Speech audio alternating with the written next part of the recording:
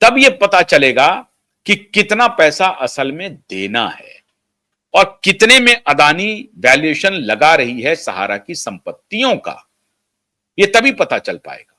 अभी तक तो हवा उड़ रही है कि भाई 1,50,000 करोड़ रुपए की बात हो रही है। मुझे लगता नहीं है कि ऐसा होगा।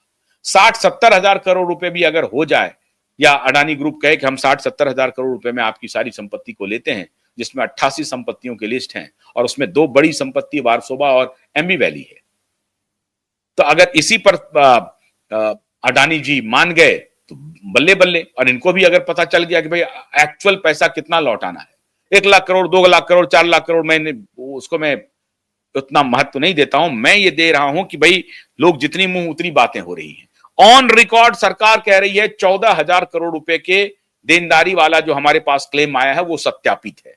उनको मैं मान रहा हूं कि हाँ, ये असली निवेशक हैं, चाहे वो 5,000 रुपए हो, चाहे वो 1 लाख रुपए के निवेशक हो। उनको तो वो 14,000 करोड़ रुपए का सत्यापित हो गया, तो 14,000 करोड़ रुपए तो लौटाने जा रहे हैं, सीधी बात है।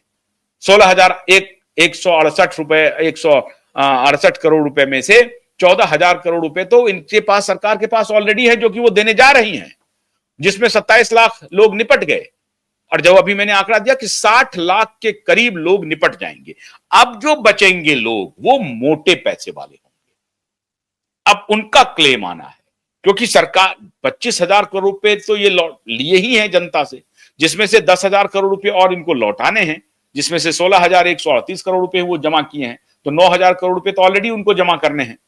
तो वो 9,000 करोड़ रुपए का इंतजाम होगा। 9,000 करोड़ रुपए क्या अडानी दे करके सारा माल अडानी के पास चला जाएगा? अब ये जाएगा कैसे जाएगा ये नहीं मालूम, लेकिन जालसाज एक्सपोज हो गए हैं। सरकार अब ये देख रही है कि उनके पास जो निवेशकों का गुस्सा है उसको वो डाइल्यूट कैसे कर सकते हैं।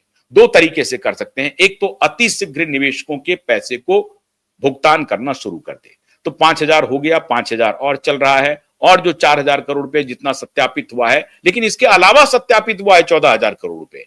इसका मतलब यह हुआ जो रिपोर्ट के हिसाब से कि 14,000 करोड़ रुपए ये 10,000 करोड़ रुपए या 15,000 करोड़ रुपए की नहीं, जो पैसे बट गए हैं उसके अलावा 14,000 करोड़ रुपए का सत्यापन हो चुका है। वो मतलब सरकार मान चुकी है कि ये जो क्लेमेंट हैं, ये जो निवेशकों ने अपना एप्लीकेशन दिया है, ये सही है। उसके अलावा तो 14, 5, 20, मतलब अभी लेना है सरकार, सहारा से पैसा लेना पड़ेगा उनको, या 14 और 10, 24, तो एग्जैक्टली 25,000 करोड़ का बन रहा है उनका खेला। तो 16,168 या 38 जो भी है, वो तो पैसा उनको देना ही है। इसके अलावा जो 10,000 करोड़ रुपए देना है, तो इनका पूरा सत्यापित जो इनके पास डेटा है उसके हिसाब से सारा 25,000 करोड़ रुपए की अदायगी हो जाएगी। तो अभी तक जो सेबी को पता नहीं चल रहा था कि कौन है निवेशक, वो कम से कम सरकार ने ढूंढ निकाला।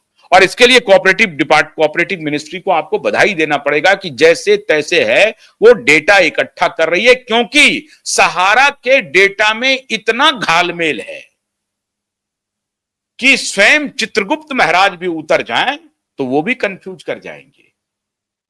एक निवेशक 50-10 जगह पहुंच गए हैं। एक एजेंट के पास 10 निवेशक का मतलब एक ही निवेशक है, लेकिन 10 के दाम पर कागज बना हुआ है। अजीब अजीब तरह का खेल है इसमें। साहब, मैं इतने दिनों से सहारा को फॉलो कर रहा हूं, लेकिन आज तक मेरी समझ में नहीं आया है इनका खेल। आज तक इतना बड़ा फ्रॉड है।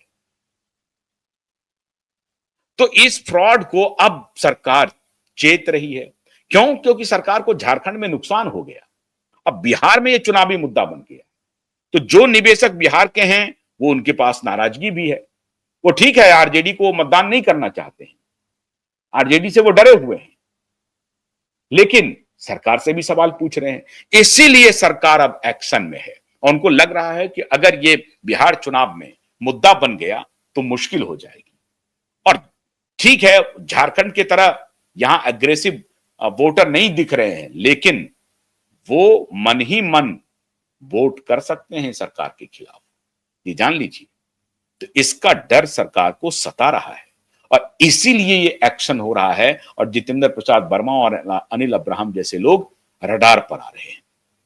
लेकिन मित्रों, इन जैसे जालसाजों ने सहारा को डुबोया। और इसमें कोई शक नहीं है कि सहारा का जो अपना जो मुख्य अभिभावक जिसको कहते हैं, उनके जाने के बाद तो बारे न्यारे हो रहे हैं।